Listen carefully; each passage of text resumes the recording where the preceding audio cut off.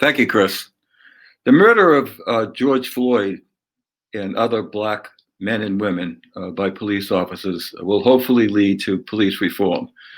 And all of your work dealing with equity and the opportunity gaps in your schools is important and needs to be continued.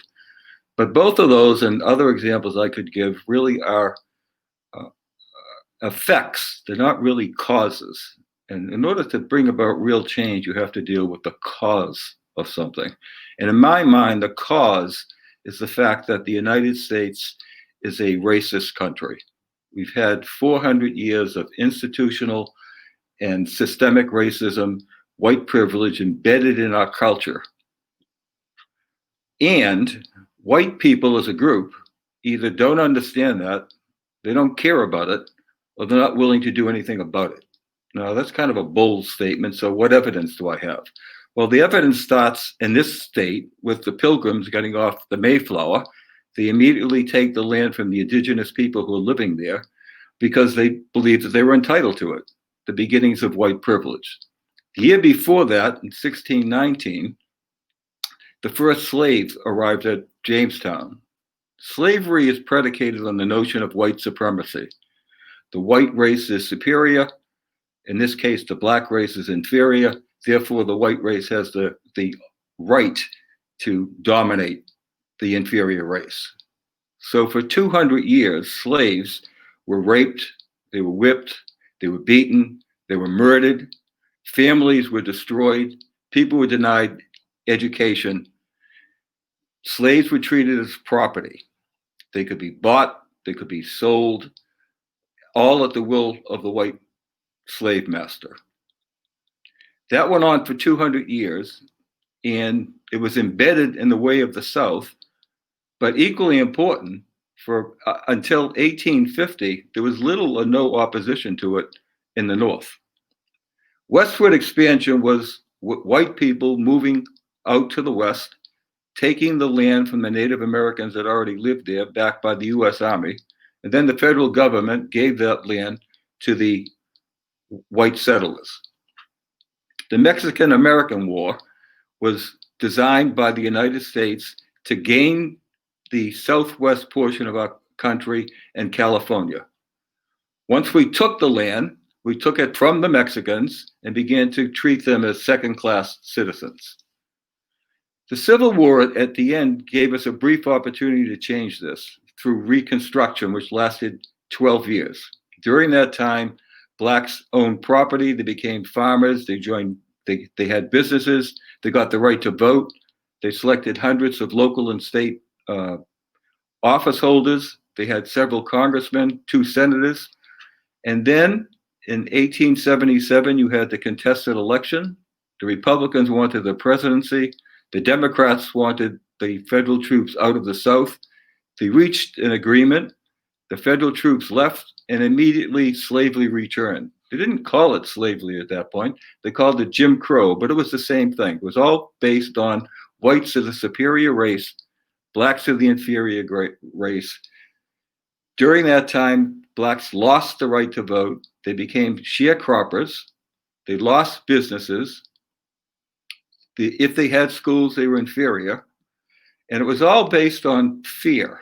It was all based on the Ku Klux Klan and the local police authority subordinating blacks in the South. And from 1877 to 1967, there were 6,700 lynchings in this country. There were murders, there were house burnings, and there were Jim Crow segregation laws passed. Again, whites are superior, blacks are inferior. That was embedded in the Southern way of life. But the stereotypes that accompanied that were just as prevalent in the North, in the books, in the magazines, in the newspapers, in the movies, in the radio, and in television. In 1896, we had Plessy versus Ferguson. The Supreme Court of the United States declared the separate was equal. They agreed that the white race was superior, the black race was inferior, and there was no outcry by anybody in the North. It wasn't just a Southern issue; it was a nationwide issue.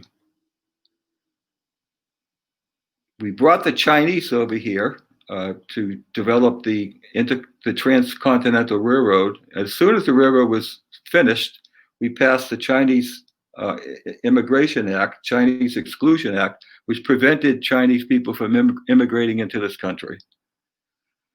In 1920, the federal government began the process of redlining. Federal government said to banks, you cannot loan money to blacks who want to buy property in white areas because it will lower the property values. They also made it almost impossible for blacks to buy property anywhere. That redlining lasted through the 1960s. So at the end of the Second World War, when white veterans were buying property in the suburbs at low interest mortgages through the VA, blacks were not allowed to do that.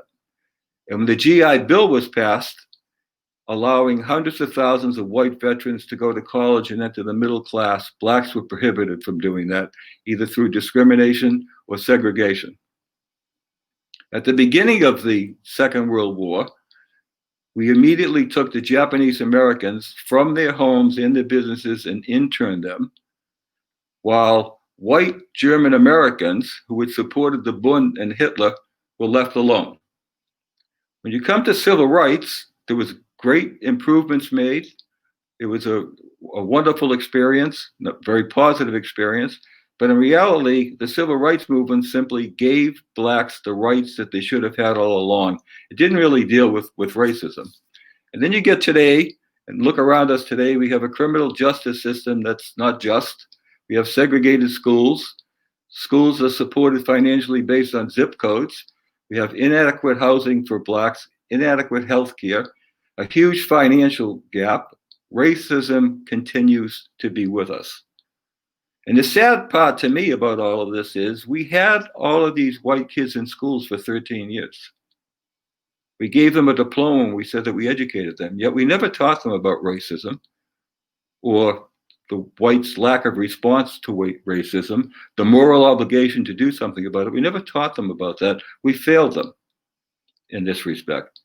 So while this issue is complicated and there are lots of things that people need to do to change it about, I just want to mention and concentrate on three things.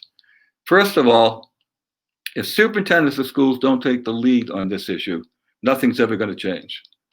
The issue is race is too emotional, it's too complicated. Most white principals and white teachers are afraid to take it on. They're afraid they'll be called racist. They're afraid they'll make a mistake. They're afraid that they don't really have the knowledge that they have. They're afraid that they can't create the classroom environment you need to do this. It won't be taken on unless the superintendent takes it on, which means the superintendent needs to start talking with the school committee, with their community about the need to teach all kids about race and the evils of racism. And they need to do it as a moral imperative, embedded in a core value, something that we believe in. Our goal should be to create active anti-racist school systems in schools. And principals and teachers need to know that they have the support of the superintendent when they take this on. Secondly, there needs to be a long-term focus on professional development, not 1 or 2 days on cultural proficiencies and microaggressions. This is long-term. Teachers need to continually look at what they need to be doing in classrooms. They need the support of the principals in order to do it.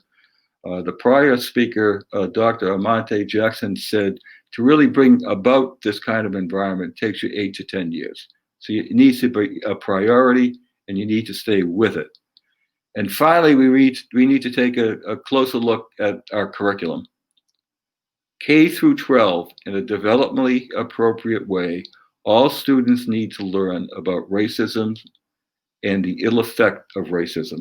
They need to know about race in a very clear and important and dynamic manner. You need to choose the kinds of books to reflect this. You need to think carefully about the kind of conversations you want students to have about race and how that will be done. You need to look closely at the history that you're teaching or perhaps not teaching and revamp that so that kids understand that when they see racism, it's their obligation to stand up and do something about it. We need to reach the point where finally in this country we can say, never again. We will not stand for this again. We have confronted racism. We are committed to making our schools and our school districts active anti-racist districts and schools. Patrick, now it's you.